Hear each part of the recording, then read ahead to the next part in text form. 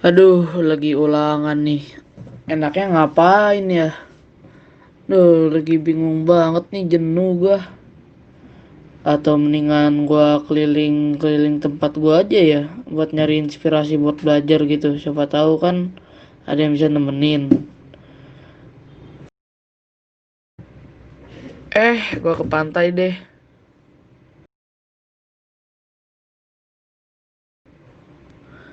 Ketemu orang. Halo, nama gua Reynald. Nama lu siapa? Halo Reynald, nama aku Erik Leonardo. Hari ini kamu ke pantai ngapain? Hari ini aku tuh kesini tuh untuk menikmati senja di pantai loh. Kalau kamu? Saya ke pantai itu karena lagi jenuh nih gua. Masa pelajarannya banyak banget nih, geografi banyak yang gua nggak ngerti. Oh, emang materinya apa? Ada yang bisa aku bantu nggak tentang materi geografi ini? Materinya banyak. Materinya ada pendekatan geografi, dan penginderaan jauh, jagat raya, dan prinsip konsep geografi. Oh, kebetulan sama nih tentang prinsip dan konsep geografi. Kebetulan saya mengerti. Sini saya coba ajarkan ya. Jadi pertama kita kembali dari konsep geografi yang mulai dari konsep lokasi. Di mana ini membahas mengenai letak dari objek tersebut terhadap sebuah titik referensi di bumi. Nah, ini lokasi dibagi dua nih, menjadi absolut dan relatif. Absolut itu sudah sesuai dengan alam. Namun relatif itu bergantung pada kita sendiri. Contoh absolut adalah letak pantai. Letak pantai ini ataupun bisa kita spesifikkan sebagai letak astronomis Indonesia yang terletak antara 6 derajat lintang utara sampai 11 derajat lintang selatan. Nah, kalau lokasi relatifnya, contoh dari rumah depan ini, kota depan kita ini, sampai ke pantai ini, kita hanya perlu lurus terus saja, akhirnya kita pun sudah masuk ke pantai ini. Nah, kita akan masuk ke konsep jarak, di mana ini membahas mengenai ruang yang harus ditempuh untuk mencapai suatu objek. Nah, ini dibagi dua lagi nih, menjadi jarak absolut dan jarak relatif. Nah, untuk jarak absolut ini berdasarkan fakta dari suatu wilayah ke wilayah lainnya. Nah, untuk spesifiknya, misalnya dari jarak antara Jakarta ke Bandung itu sekitar 300 km. Nah, kalau jarak relatifnya itu memerlukan sekitar 3 jam. Nah, relatif ini berdasarkan sarana yang kita naiki. Lalu ada selanjutnya konsep keterjangkauan, di mana ini membahas mengenai seberapa mudah uh, untuk mengakses ke suatu lokasi. Nah, selanjutnya ada konsep pola nih. Nah, bisa dijelaskan juga dari konsep pola ini dari pola dari pantai ini yang kenapa ada pasir dan kenapa ada air. Nah, untuk spesifiknya bisa dijadikan sebagai uh, rumah-rumah di Greenland ini dibangun sesuai dengan keberadaan permukaan non es sehingga polanya unik. Nah, contoh penerapan yang lainnya adalah pembangunan permukiman yang mengikuti jalan. Nah, ada konsep lain seperti konsep morfologi, di mana membahas mengenai bentuk permukaan bumi yang ada pada suatu lokasi. Nah, bisa seperti pegunungan, gunung berapi, danau gitu. Lalu konsep morfologi digunakan dalam melakukan analisa wilayah. Biasanya tuh seperti pada wilayah pantai ini. Pantai ini berada pada dataran rendah biasanya. Di Seperti di Palembang. Palembang itu kan terletak di dataran rendah pinggir pantai. Nah, selanjutnya akan saya jelaskan tentang konsep aglomerasi. Nah, ini membahas mengenai jadi itu pemusatan aktivitas pada wilayah tertentu nih yang memiliki keunggulan baik. Nah, contohnya nih, kita uh, kita kan ini kan dekat pedesaan kan nih. Ada juga dekat pedesaan, ada juga pantai yang dekat dengan perkotaan.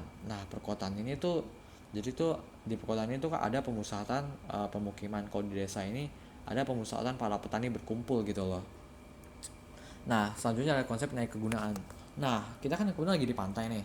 Nah, kita sebagai makhluk hidup tuh mempunyai uh, naik guna memanfaatkan suatu wilayah sebagai hal yang berbeda gitu. Jadi pantai ini misalnya, saya menganggap pantai ini sebagai tempat saya relaksasi.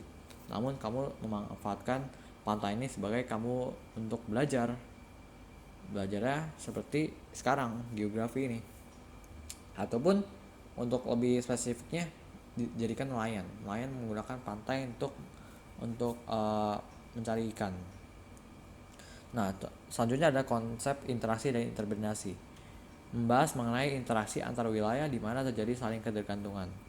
Nah, contohnya itu seperti konsep perdagangan internasional. Nah, untuk contoh lebih spesifiknya adalah ada yang dekat pedesaan dan dekat perkotaan. Nah, di pedesaan ini menghasilkan bahan makanan yang akan didistribusikan ke perkotaan karena melalui petani. Nah, kalau perkotaan ini menghasilkan barang-barang manufaktur yang dijual ke desa-desa. Nah, selanjutnya ada konsep diferensiasi areal.